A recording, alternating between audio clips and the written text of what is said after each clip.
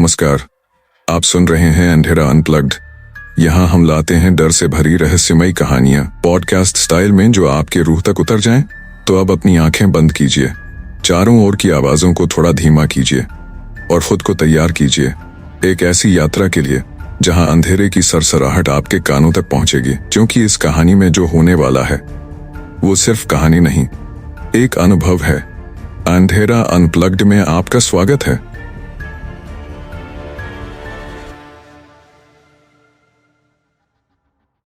रात के समय रेलवे स्टेशन में कुछ ऐसा होता है जो दिल को बेचैन कर देता है। दिन का शोरगुल थम जाता है, चाय वाले अपने ठेले समेट लेते हैं, भीड़ छटकर बस कुछ इक्का दुक्का यात्री रह जाते हैं, जैसे कोई भूला हुआ सामान। और फिर जो बचता है वो खामोशी, ऐसी खामोशी जो सुकून नहीं देती बल्कि सुनती है, इंतजार करती है। मैंने अपनी जिंदगी में सैकड़ों स्टेशन देखे हैं, कानपुर, बरेली, लखनऊ, गोरखपुर, और एक बात कह सकता हूँ, चाहे स्टेशन कितना भी रोशनी से भरा क्यों ना हो, जैसे ही आखिरी ट्रेन निकलती है कुछ बदल जाता है। हवा का वजन बदल जाता है, परछाइयां अलग ढंग से हिलने लगती हैं, और अगर आप थोड़ा रुक जाए तो लगेगा कि कोई आपको देख रहा है। ये कहानी है मीरा की। दिल्ली में रहती थी, एक छोटी सी पब्लिशिंग कंपनी में काम करती थी। रोज के लंबे घंटे और ऑफिस की ट्यूबलाइट्स का वो लगातार गूंजता शोर जो थकान की याद दिलाता रहता है। सर्दियों की एक शाम मीरा को फोन आया जिसने उसकी दुनिया हिला दी। उसकी माँ, जो यूपी के एक छोटे शहर में अकेली रहती थी, अचानक बहुत बीमार पड़ गई थी। डॉक्टर ने कहा, अगर अपनी माँ को आखिरी बार देखना चाहती हो तो अभी निकल पड़ो। मीरा ने फटाफट बैग पैक किया और स्टेशन की तरफ भागी। जब पहुंची तो स्टेशन के इलेक्ट्रॉनिक बोर्ड पर बस एक ही ट्रेन बची थी, रात की आखिरी ट्रेन जो पूरब जा रही थी। करीब आधी रात का वक्त। वो स्टेशन जो दिन में जिंदा रहता था अब खाली खोल जैसा लग रहा था। हवा में हल्की सी नमी थी, पीली लाइट्स झिलमिला रही थीं, जैसे अंधेरे से लड़ते लड़ते थक चुकी हों। दूर कहीं पटरियों के उस पार एक आवारा कुत्ता रोया और उसकी आवाज स्टेशन की लोहे की छतों से टकराकर गूंज गई, जैसे कोई चेतावनी। मीरा प्लेटफॉर्म पर चढ़ी, उसके कदम पत्थरों पर गूंजे। चारों तरफ बस चंद लोग थे। एक बुजुर्ग जोड़ा अपने बैग्स को कसकर पकड़े बैठा था, एक आदमी ऊनी टोपी पहने धीरे धीरे टहल रहा था और बड़बड़ा रहा था, और एक चाय वाला जो अपने स्टॉल पर ऊँघ रहा था। पर सबसे ज्यादा मीरा का ध्यान खींचा परछाइयों ने। वो हवा के साथ नहीं हिल रही थीं, वो ऐसे हिल रही थीं जैसे उनका अपना कोई इरादा हो। फिर आखिरी ट्रेन प्लेटफॉर्म पर चीखती हुई दाखिल हुई। पटरियों पर उसका शोर ऐसा था कि दांत तक बजने लगे। डिब्बे ज्यादातर अंधेरे में थे, बस कुछ नीली इमरजेंसी लाइट्स चल रही थी। मीरा एक खाली डिब्बे में चढ़ी और खिड़की वाली सीट पर बैठ गई। उसने अपनी शॉल कसकर ओढ़ ली और सोचा, बस ये रात कट जाए, सुबह होते ही घर पहुंच जाऊंगी।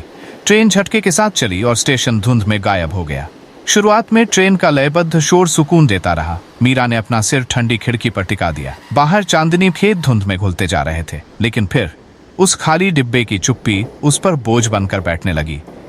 डिब्बे में हल्की सी जंग और पुरानी पसीने की गंध थी। सीलिंग फैन बंद थे, उनकी चेन हर झटके पर हल्के से हिल रही थी। मीरा को एहसास हुआ कि उसने एक भी टिकट चेकर या अटेंडेंट नहीं देखा। कोई नहीं गुजरा उस गली में, जैसे ये ट्रेन सिर्फ उसी की हो। तभी उसने पहली बार आवाज सुनी, बहुत धीमी, जैसे नाखून से धातु को हल्का सा खुरच दिया जाए। मीरा सीधी बैठ गई, कान लगाकर सुनी।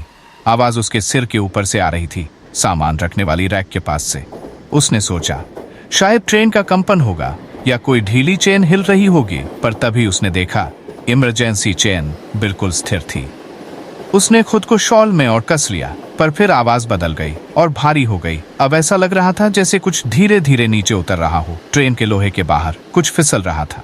मीरा का सांस रुक गया। ट्रेन तो सुनसान खेतों के बीच थी, वहां कोई बाहर कैसे हो सकता था? उसने खुद को समझाया, शायद कोई टहनी टकराई हो या ढीली प्लेट होगी, पर आसपास न कोई पेड़ था न हवा। फिर आया वो दस्तक। 3 धीमी सोच समझ कर दी गई, ठक ठक ठक, खिड़की के शीशे पर। मीरा की आंखों के ठीक सामने। उसका गला सूख गया, हाथ सीट की किनारे जकड़ लिए। ट्रेन अपने शोर में भाग रही थी, पर वो दस्तक बहुत निजी थी, सीधी उसकी तरफ। उसने खिड़की की तरफ देखने की हिम्मत नहीं की, बस सीधे सामने घूरती रही। सारा बदन तन गया। दादी की कही बात अचानक याद आई, बेटा, अगर रात में कोई खटखटाए और तुझे पता न हो कौन है तो मत देखना, मत जवाब देना, रात के अपने मेहमान होते हैं। मीरा ने आंखें कसकर बंद कर लीं। पर तभी हवा बदल गई, भारी घनी, जैसे कोई अदृश्य नजरें उसकी त्वचा पर टिक गई हों। आंखें खोली और उसका खून जम गया। सामने वाली खिड़की के शीशे में एक धुंधली सफेद सी परछाई। वो पलटी, गलियारा खाली। फिर देखा, परछाई अब और करीब। सांसें उखड़ गई। वो सीट के कोने में सिमट गई। बैग को ऐसे पकड़ लिया जैसे वही उसकी आखिरी उम्मीद हो। कितना वक्त गुजरा पता ही नहीं चला। ट्रेन भागती रही, पर अंदर जैसे समय थम गया। धीरे धीरे डर ने थका दिया। पलकों पर नींद का बोझ उतर आया और मीरा आधी नींद आधे डर में बह गई। पर नींद में भी राहत नहीं मिली। सपना देखा, वो फिर से सुनसान प्लेटफॉर्म पर खड़ी है। धुंध पैरों को लिपट रही है। स्टेशन की घड़ी बहुत धीरे धीरे चल रही है। अंधेरे से एक आदमी निकला, लंबा दुबला, जिसकी आंखें नहीं थी, सिर्फ दो गहरी खाली जगह। उसने हाथ उठाया और सीधे उसकी तरफ इशारा किया। मीरा झटके से जागी और देखा, ट्रेन रुक गई थी। किसी स्टेशन पर नहीं, कहीं बीच जंगल, सुनसान। इंजन बंद होने के बाद की वो खामोशी दम घोंट देने वाली थी। कांच के पार उस अंधेरे और धुंध में कुछ इंतजार कर रहा था। जब मीरा की आंख खुली तो बाहर की दुनिया पूरी तरह अंधेरे में डूबी हुई थी। ट्रेन रुक चुकी थी और चारों तरफ की खामोशी इतनी गहरी थी कि कानों में चुभने लगी। यहां तक कि इंजन के ठंडा होने की वो हल्की धातु की आवाज भी नहीं थी। पहले तो मीरा को लगा शायद वो फिर से सपना देख रही है, लेकिन तभी गीली मिट्टी और जंग की हल्की सी गंध खिड़की से अंदर आई। बाहर धुंध और भी गहरी हो चुकी थी। खिड़की से कुछ ही फीट दूर तक दिख रहा था।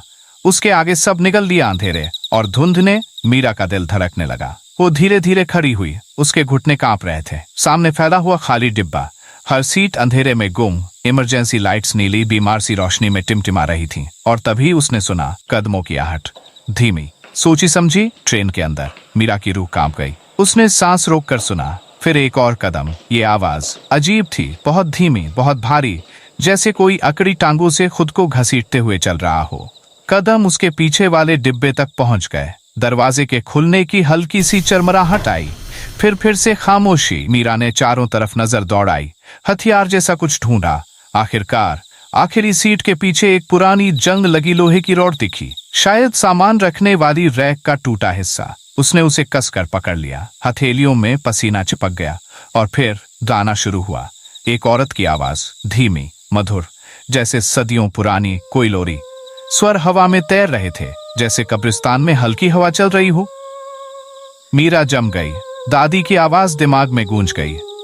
रात के अपने मेहमान होते हैं। गाना और पास आता गया, हर सेकंड के साथ साफ और डरावना, प्यार भरा पर डर से भरा। मीरा झुककर सीट के नीचे छिप गई। उसकी पीठ ठंडी लोहे की फ्रेम से चिपक गई। अब गाना उसके डिब्बे में था और फिर आकृति दिखाई दी। सबसे पहले नंगे पैर, फर्श पर हल्के हल्के गंदे निशान। पायल की आवाज थोड़ी अजीब, जैसे पानी में डूबी हुई हो। लाल साड़ी गीली फर्श पर घसीटती हुई, पीछे लकीर छोड़ती हुई, जैसे खून हो। औरत का चेहरा उसके बालों से ढका हुआ था। वो चल नहीं रही थी, जैसे हवा में तैर रही हो। धीरे धीरे सीटों के बीच से गुजरती। उसकी लोरी लगातार गूंज रही थी। मीरा के हाथ बुरी तरह कांप रहे थे। उसने होंठ काट लिए ताकि कोई आवाज न निकले, पर इतनी ठंड थी कि उसकी सांसें सीट के नीचे धुंध बनाने लगी। वो दुआ कर रही थी कि ये धुंध उसे धोखा न दे दे। आकृति रुक गई, बिल्कुल उसी सीट के सामने। लोरी बंद, जो खामोशी छाई वो डरावनी थी। मीरा का दिल गले तक धड़कने लगा। उसने सिर्फ उसके पैर देखे। धीरे धीरे वो झुकी। लंबे बाल नीचे झूल गए, जैसे अंधेरा लटक रहा हो। ऐसा लगा वो बाल कुछ ढूंढ रहे हों। मीरा की आंखें आंसुओं से धुंधली हो गईं। उसने अपने होंठ और दबा लिए। खून का स्वाद तक महसूस हुआ। फिर एक फुसफुसाहट, क्या तुम घर जा रही हो? वो आवाज इंसानी नहीं थी, ऐसी लगी जैसे तीन अलग आवाजें एक साथ बोल रही हों। मीरा का दिमाग चिल्ला रहा था भागो, लेकिन शरीर पत्थर बन चुका था। फिर आकृति सीधी हुई, धीमे धीमे गुनगुनाती हुई आगे बढ़ गई। मीरा इंतजार करती रही। 1 मिनट, 2, 5। आखिर वो आवाज दूर हो गई, ट्रेन के दूसरे छोर पर, और फिर धुंध में गायब। मीरा ने धीरे धीरे सांस छोड़ी, सीट के नीचे से निकली।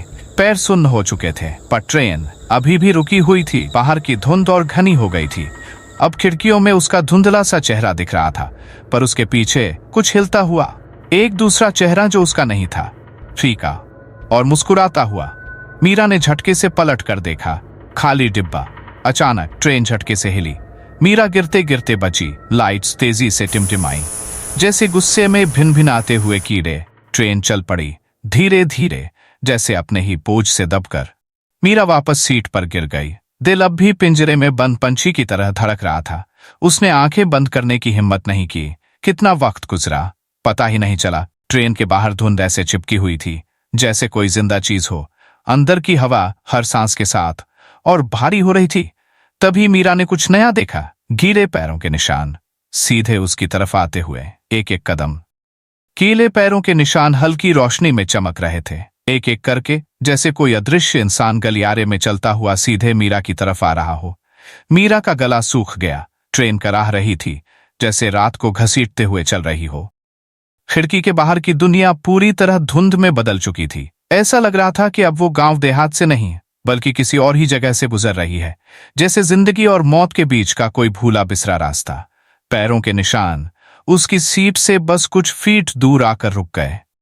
हवा बर्फ जैसी ठंडी हो गई। मीरा ने अपनी सांस को धुंध में बदलते देखा, जो कांपते हुए जैसे भागना चाहती हो। धीरे धीरे उसकी नजर ऊपर उठी। वहां कोई नहीं था, या शायद था। आंख के कोने में परछाइयां गाढ़ी होने लगी, धीरे धीरे मिलकर एक धुंधला सा आकार बना। कंधे, हल्का झुका हुआ सिर और लंबे भीगे हुए बाल जो इमरजेंसी लाइट की मध्यम रोशनी को जैसे पी रहे थे। फिर वो गंध आई, सड़ी हुई फूलों की, गीली लोहे जैसी और हल्की सी मीठी, जैसे जली हुई चीनी जिसमें सरन घुली हो। वो गुनगुनाहट लौट आई। इस बार उसके दिमाग के अंदर। उसने अपने कान दोनों हाथों से बंद कर लिए, लेकिन कोई फर्क नहीं पड़ा। वो धुन उसकी खोपड़ी के अंदर गूंजने लगी। दुनिया धुंधली हो गई और एक पल के लिए उसे लगा कि डिब्बा भरा हुआ है। चारों तरफ धुंधले चेहरे, फीके खोखली आंखों वाले, सिर्फ सामने घूरते हुए। ट्रेन अचानक धीमी पड़ने लगी।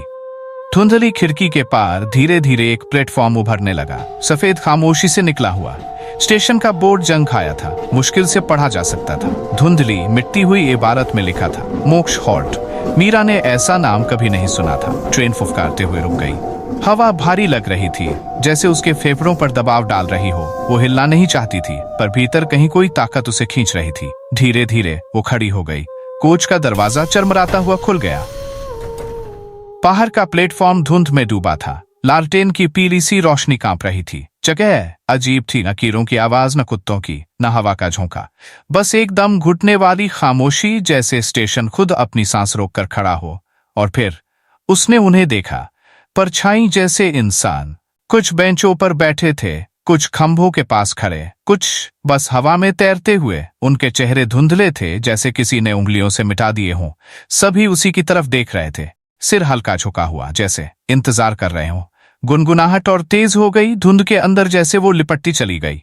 उसने बाईं तरफ हरकत देखी।